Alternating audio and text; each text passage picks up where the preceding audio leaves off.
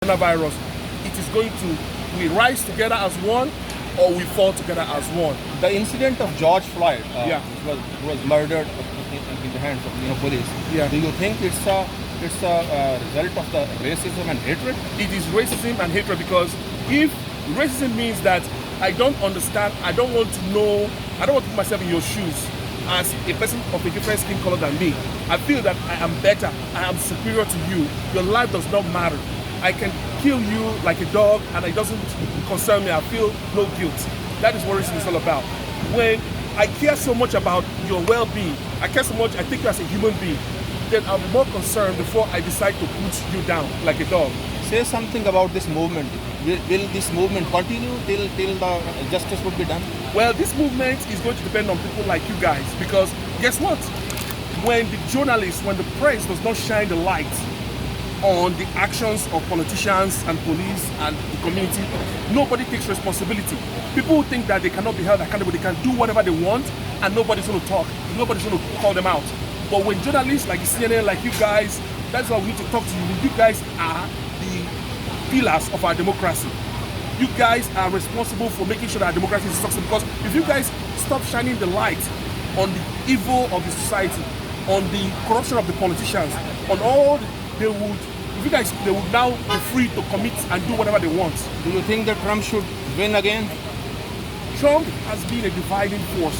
The thing about it is this: all this issue would have been gone worse if there was a leader that people can look up to. Now, we are in search of a leader. We're in search of somebody to guide us in this time of dark times, in this time of hatred, in this time of confusion. We're looking for who's going to lead us.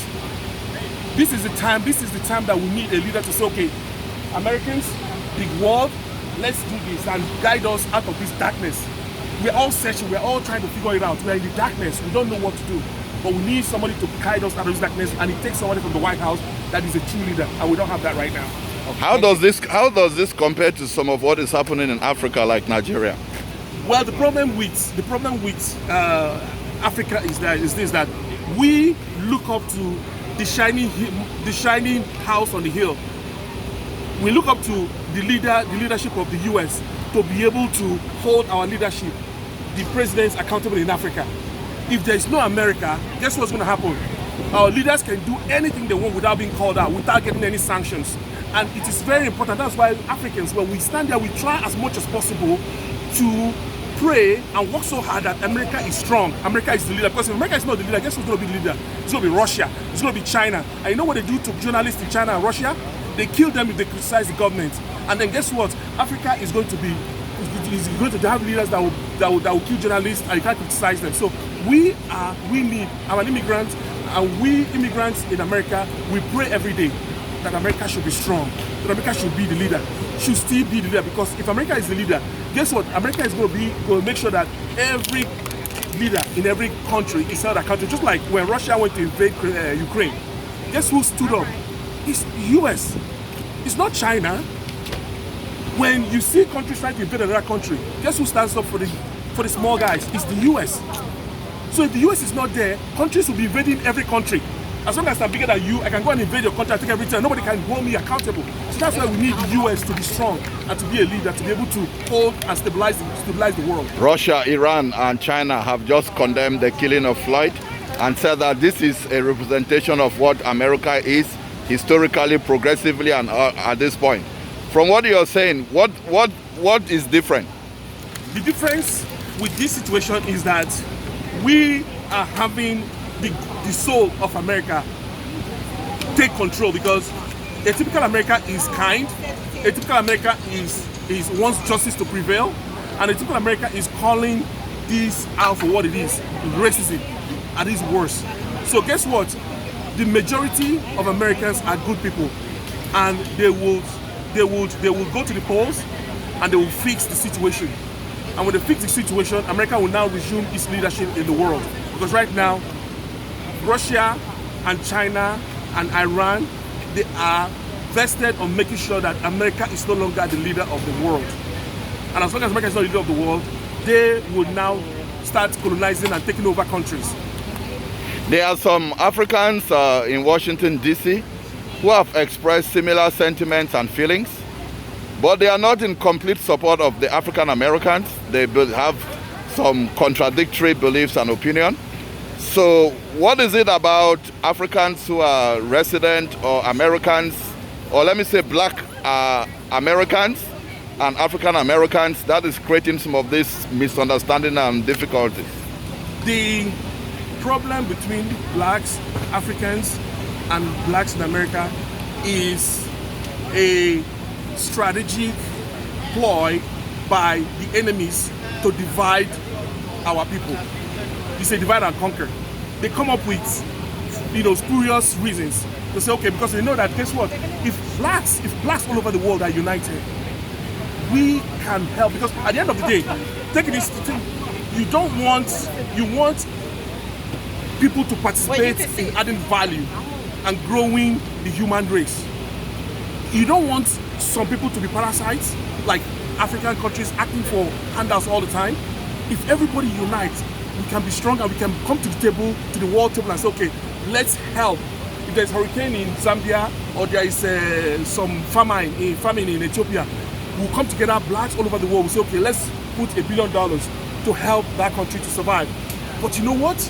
There are certain people, whites, in some countries that don't want blacks to be united.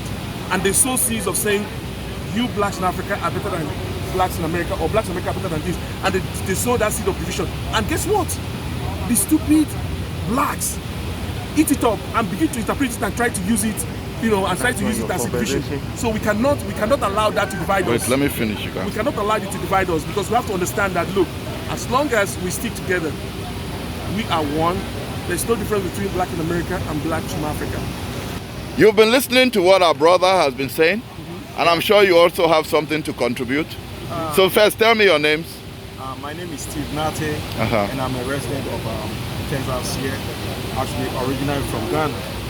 So I've been listening to your presentation, and I find it quite interesting. That I'd like to make a little contribution if I might be permitted. You're permitted. So with reference to why Africans, current day African or new African immigrants, to our brethren African Americans, the mind seems to be some kind of difference. I think initially it's with reference to the culture. The culture being that, I'm making a typical example with my personal experiences. When you get here, I came in here at Virginia, and you realize that our brethren out there, their lifestyle is not as encouraging.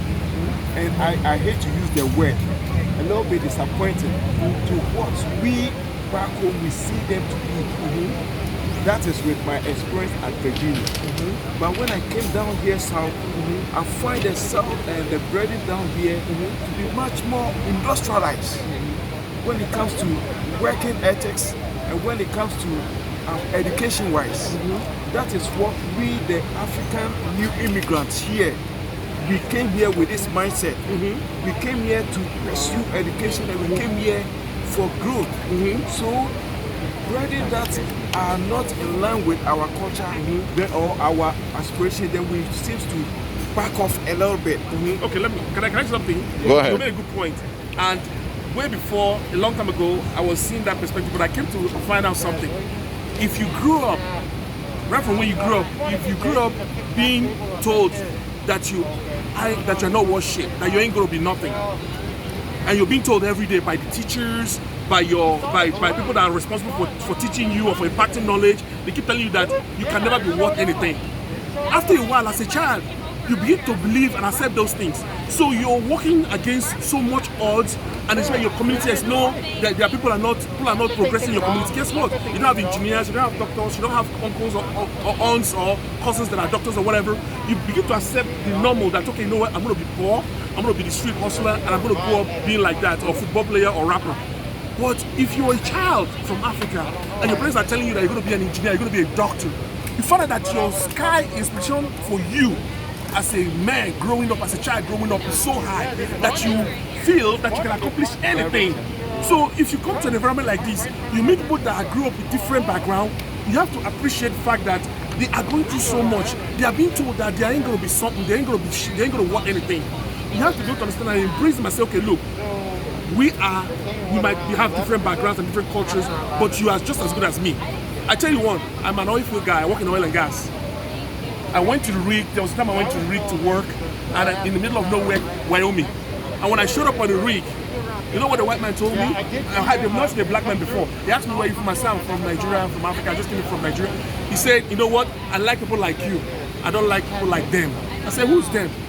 He said, all these dogs, black dogs that are in this country, that they always want handouts. I looked at him and said, why do you say that? Human beings are made in the image of God. Every human being is an image of God. You cannot discount any human being whatsoever. And that's what I told him. We went back and forth, and at the end of the day, he agreed with my ideas. But you have to understand that these guys, they are coming from a very difficult situation. 400 years of slavery, being told every day that they ain't wash shit, being chased down by the police. I know in Africa, yeah, I mean, I've been chased down by the police, but not victimized or harassed on the street or taken to the jail or like. These guys, they set traps every step of the way they're growing up. And before you know, by the time they get to the age of working age, they already have a background and they can't get a good job. So the thing you have to understand, and I appreciate how much they have to overcome to be able to get to this point and even stay alive. So give me 1, 2, 3 points that are a way to solve these problems. One, the way to solve this problem is every police, municipality police or sheriff or whatever should employ people from their community. People that grew up in that community, people that know the corner store owner, the gangbanger on the street corner, everybody know everybody. So that when you come in there, you're not policing or trying to arrest people or put them in jail. You're encouraging them to say, oh boy, look, I grew up with you. We were kids when we were playing soccer over there in the street corner. Why don't you do this? And when he sees you, and you're not a police, you're more like a partner in the company. Have to put in place accountability. Take away the police union, because the police union is stopping the police from being accountable when they do the wrong thing. And then number 3, you have to now open up the leadership of the police. In terms of the head of the chief of police should be somebody that is from that community also. Because if he's from that community, he's going to hold his subordinates accountable. No question. So, from your perspective, Ghana, experience, America, give me 1, 2 points to solve this problem. I think education is the fact. Education on both sides.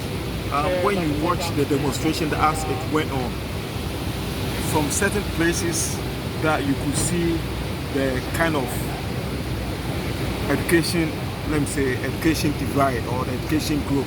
You might see the rate or the kind of demonstration that they, although it has